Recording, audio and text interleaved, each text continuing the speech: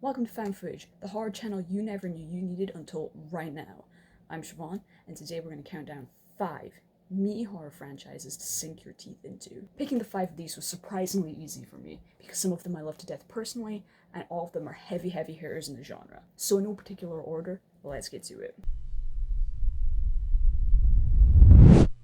Now, kicking us off, we have Friday the 13th.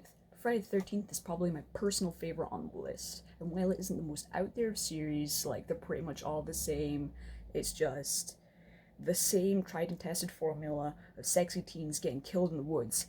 It still makes this list for a couple of different reasons. Number 1, the series has a solid villain in Jason Voorhees, with his hockey mask and machete being instantly recognizable icons of horror. In fact, his image is so instantaneous with the series, as it should be, that a lot of people either don't know or don't remember that it's actually Jason's mother, Pamela Voorhees, who is the killer in the original movie. 2, there are a lot of kills ranging from off-screen or predictable to the innovative, ridiculous, and gory as hell. I'll do a separate video ranking kills in this series later on at some point, but as an example erring on the side of ridiculousness, check out the best part of what is possibly the worst Friday the 13th movie, Jason Takes Manhattan, where Jason literally knocks the boxing prodigy Julius's head off. Take your best shot. Motherfucker.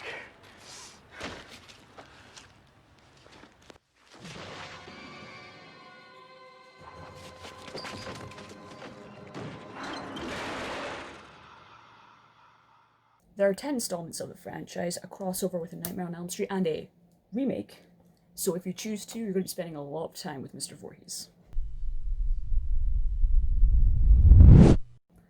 1, 2, Freddy's Coming For You, and A Nightmare on Elm Street is taking our second spot on this list. When I think of horror icons, I think of none other than Mr. Krueger himself.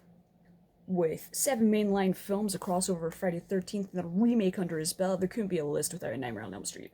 Now, the series centers around Freddy Krueger, the now supernatural entity who haunts the dreams of teens and kills them in their sleep. And as we all know, if you die in your dreams, you die for real. But Freddy isn't just randomly killing. Oh no.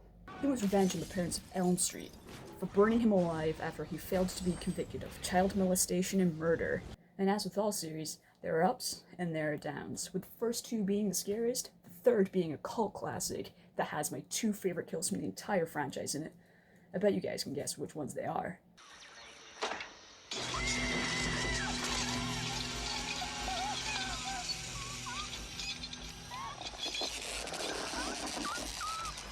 This is it, Jennifer.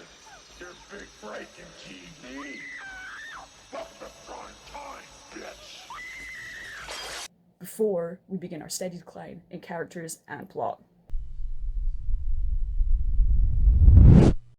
Our number 3 is, of course, Halloween. Now, Halloween has everything.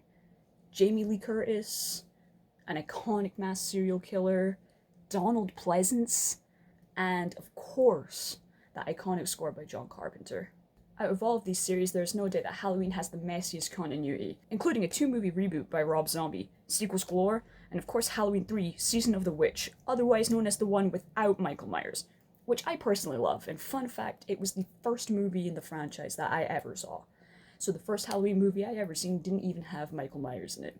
Halloween has had a resurgence as recently as 2018, with the film Halloween, a direct sequel to the first movie with the same name as it for some odd reason, and it sees the movie retcon its earlier entries once again, starting a whopping 4th timeline for Michael Myers.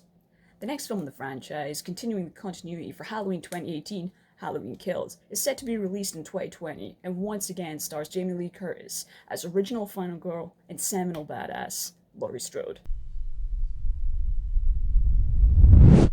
Coming in at number 4, we have the Texas Chainsaw Massacre, a series that knows probably way better than most that having big name stars in your sequels doesn't necessarily make them good. The first Texas Chainsaw Massacre gets a reputation for being incredibly violent, which it really doesn't deserve.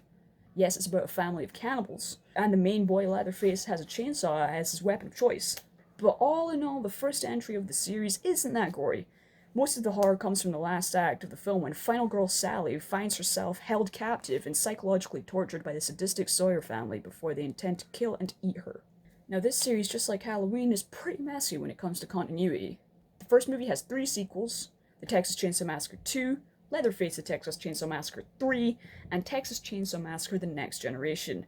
Then there's the duo of reboot films, 2003's Texas Chainsaw Massacre and its prequel, Texas Chainsaw Massacre: The Beginning. Then we get the latest two films in the franchise. Texas Chainsaw Massacre 3D from 2013, which is a sequel to the original 1974 film, and Leatherface, which is in line with the continuity of Texas Chainsaw 3D, but is again a prequel to the original film. I now realize I've said Texas Chainsaw so many times they don't even sound like real words anymore. But despite issues with its sequels, this is definitely a series to jump into. Last but not least, we're talking about everybody's favorite killer doll. Not that one, and not that one either. We're of course talking about Chucky, and the Child's Play / Chucky franchise. Now, if there were any series on this list that tried to take themselves too seriously, Chucky certainly isn't one of them. Going from more and more ridiculous scenes and plot devices from movies 1 to 5 in the series, making an impressive turnaround in 2013's Curse of Chucky and 2017's sequel, Cult of Chucky. There's the 2019 remake, of course, where Chucky is voiced by Luke Skywalker himself, Mark Hamill, instead of series' long-running star Brad Dourif. There was also no input from the series creator and writer Don Mancini, who has also directed the last 3 films in the series, Curse, Cult, and Seed of Chucky. A continuation of Chucky's story in the same continuity as the 7 films in the series was set to be released on the Sci-Fi Channel in 2020. But what with situations out of everybody's control, we can only hold out hope that it'll see the light of day before the year's end. And that's our list, folks. Make sure to tell us which one of these series is your favorite in the comments below, and follow us for more horror than your little heart can handle. We'll see you soon. Bye.